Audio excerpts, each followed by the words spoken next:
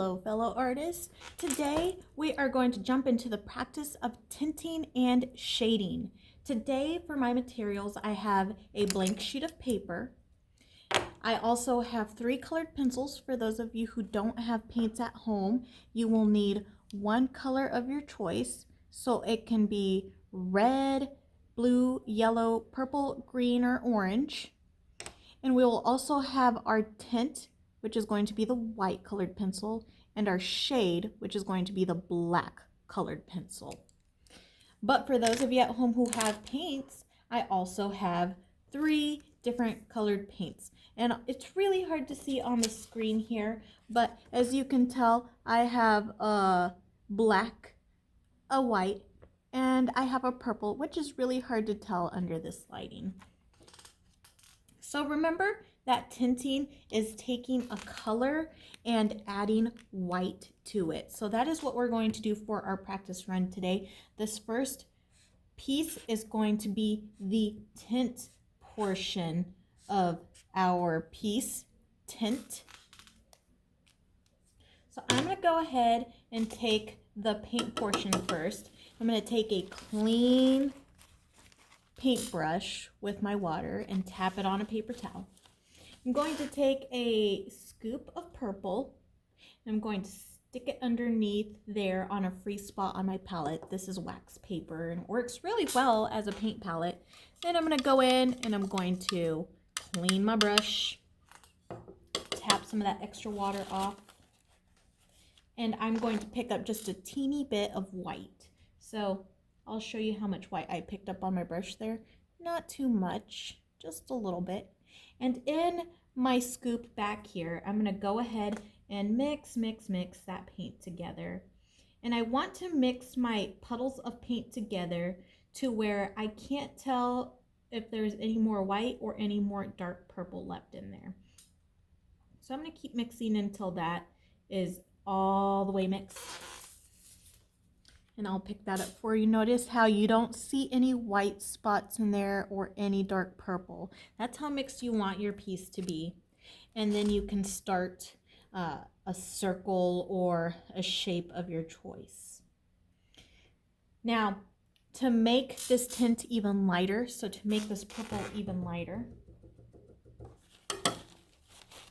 what I'm going to do here, I'm going to put a regular purple dot right next to that one, just so you can tell the difference. It's pretty dark compared to that one. Now I'm going to go ahead and clean my brush out and pick up some more white paint and add it to this pile of purple. See how much white paint I pick up? It's just a little bit. I'm going to mix until my puddle becomes one nice shade of purple, or one nice tint of purple. I apologize there. And we're going to mix until we can see no more white in our paint. And then we have a nice light purple. And it starts to get lighter as we go along. So I'm not going to clean my brush in between these takes now, since I won't be using it any further. I add more white to my pile and I paint right beside it. And notice how my purple just keeps getting lighter and lighter. And that is what happens with white paint. It makes your paint lighter. Nice little lilac color there. Now, if you are doing colored pencil, what you want to do is you want to start off with your regular color, and you can make a blob, or you can make any shape you'd like. As you can tell here, that's a very nice bright red. Now for my next one, I won't press down as hard on my red. Notice the difference there. I didn't press as hard and my color isn't as bright. So now that I've taken my regular red colored pencil, I'm going to take my white one. Remember that we're tinting for this piece, and I'm going to press really hard on top of this red here. Really hard. Just try not to break your colored pencil in half. And notice how it got brighter and it even turned pink. And you can keep doing that with your colored pencil. Go back with your red colored pencil and color in a blob. Don't press as hard as you did that first or second time. I would press lighter. And then you can take your white colored pencil and press really hard on top to make that color nice and shiny. And notice the difference here.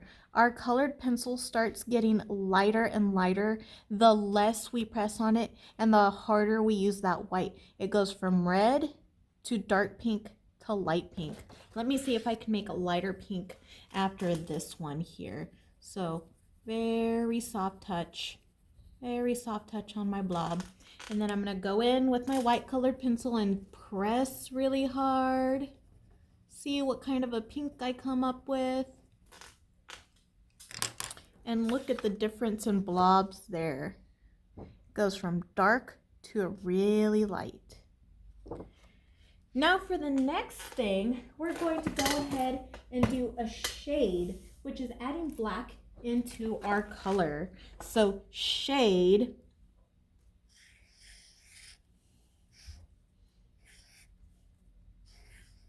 I apologize for my sloppy handwriting here.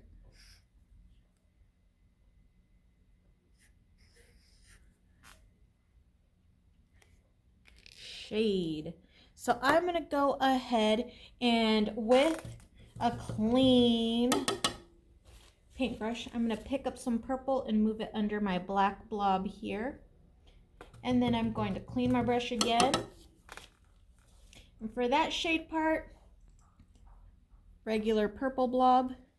Now I'm going to pick up a little bit of black.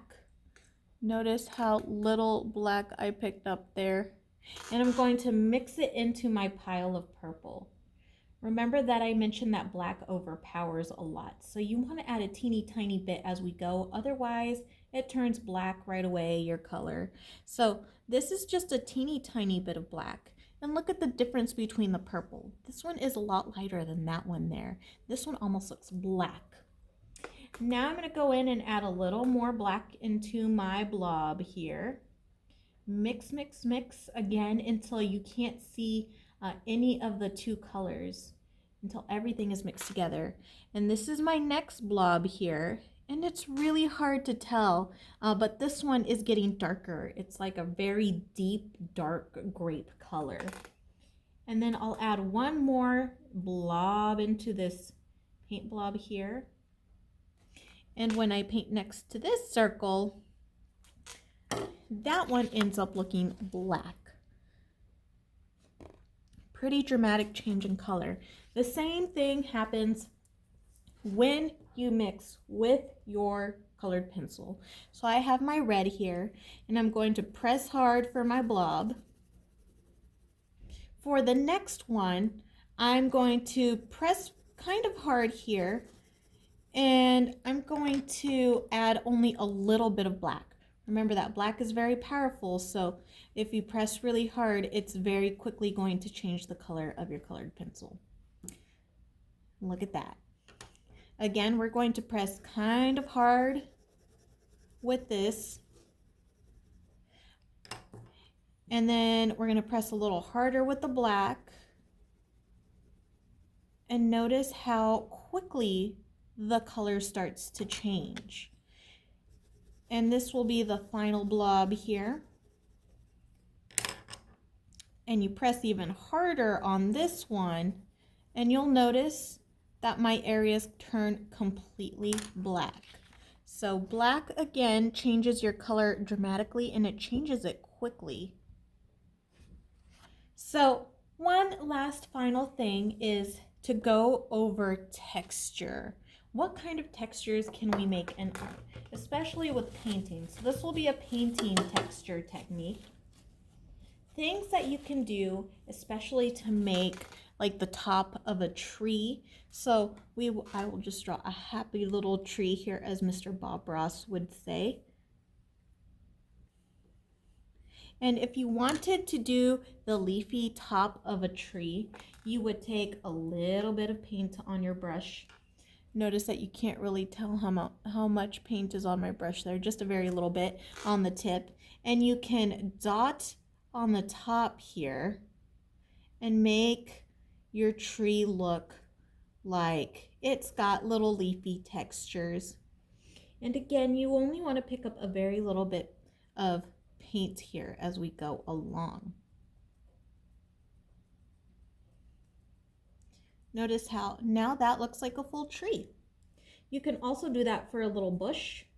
So if you want to make a little bush, you can dot things like a blob and it can look like a little bush. Something else you can do is a grassy texture.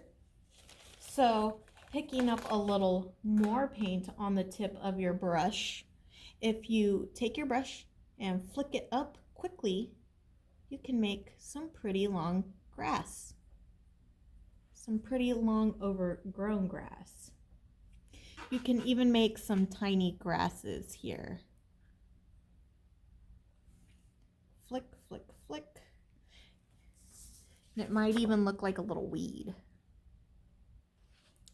Another one, which is a student favorite, can be used to make swirls. So if there's a design in sand, you can go in and make a whole bunch of swirls.